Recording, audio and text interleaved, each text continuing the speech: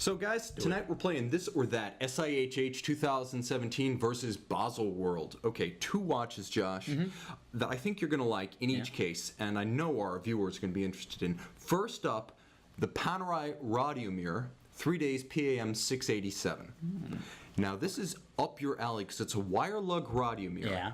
And it's one of 2 Brevettato dodecagon bezels. Right. Released this year, based on an old prototype 3646 from the Marina Militare days. Yes. This is one, along with the 685, that I feel is for the purists. Right. Not a complicated Panerai, not a precious metal Panerai. No. And it's got the handsome caliber 3000 inside there. So for me, at $9,800 US, Yeah. this is compelling. Do you find it compelling enough to pick over the Rolex Sea-Dweller 4000? Over the 4000? Yeah. Or the newest one? The newest 43 millimeter 126-600. Okay. The anniversary Sea-Dweller. Okay, gotcha. It's interesting. Well, they're very different watches, right? And I would say that it would take a Panerai collector in order to purchase that Panerai. Okay. I like that Panerai. I don't believe that could be your only Panerai in your collection. So if I'm a Panerai collector, I would definitely go for the Panerai. It's more accessible. You can actually get your hands on it for retail or less, I'm sure. It is that burnt dial is unbelievably beautiful. Yes, I'm a awesome. big fan, and I'm not a Panerai guy. And it's a vintage look, which is very popular right now. So I would say that if I'm a Panerai collector, Panerai hands down. Otherwise, if I can get my hands on that Rolex, that Sea-Dweller, we actually got one in today, the first time I got it on my wrist, and when it was released, I thought it was a mistake. The fact that it was released the way it was, and the fact that it was kind of overplaying that watch over the new stainless steel Sky-Dweller, I thought it was a total bust. Like, that shouldn't have been the star of Basel until you saw it on your wrist. So I got it on my wrist today. I like the watch a lot. It's really nice. So I would say that if you can get your hands on that watch at around a retail price, it's a more wearable watch. It's an everyday watch. It is going to be less polarizing than the Panerai. Okay, I can see that. Yeah. So now here's the thing. The new red Sea-Dweller, and they're calling it that because it's the 50th anniversary of the original, it is an 11,350 US Retail. Yeah, exactly. Plus tax. Compared to 9,800, and I'm sure there's going to be a little bit of a wait list for this watch. We're seeing them now, but there's going to be a wait list. Saying the Panerai? Yeah, well, not so much for the Sea-Dweller. Panerai. I think you can get the Panerai without a wait. 1,000 pieces made. It's the Sea-Dweller. I feel like if you want this new, you're going to get on a wait list. Yeah, there's a short wait list, and the ones that we're seeing hit the resale market are asking above list. It's not going to be a Rolex Daytona situation where it's going to be 2-year wait list and the watch is going to be trading well over list for years to come. I don't believe that that'll be the case.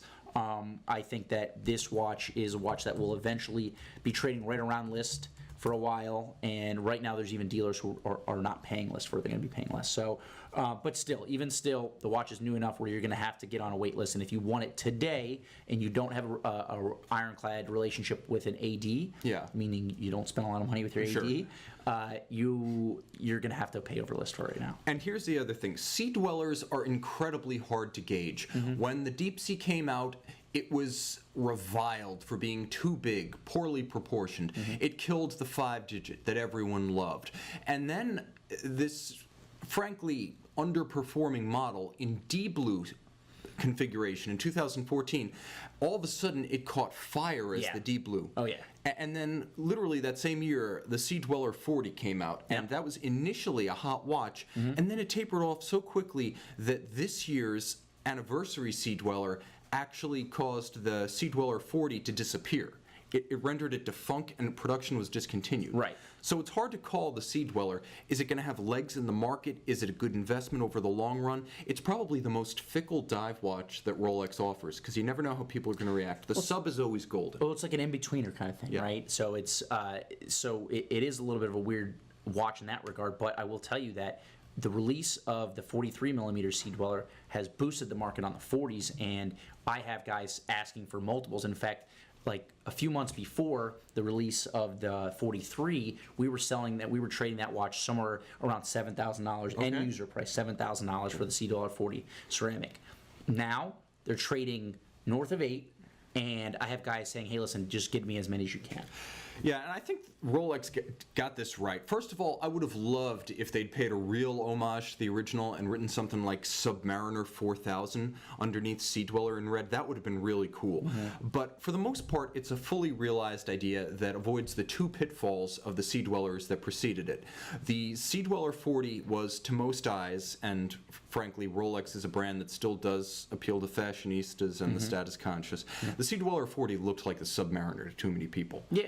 And Which is Submariner without a with the Cyclops eye. People couldn't tell the difference. Right. But the Deep Sea was poorly proportioned. The bracelet was too thin, the case was too large, the watch didn't wear well. Yeah.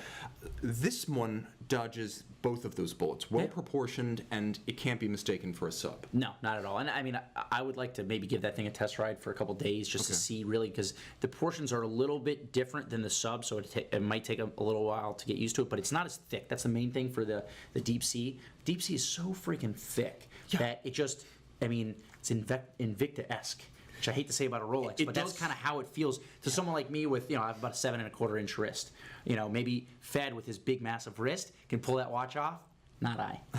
Yeah, I mean, it does. It's almost 20 millimeters thick, the Deep Sea, so I can see that. I have not worn the new watch, so I'll take your word for it that it's considerably thinner. Yeah.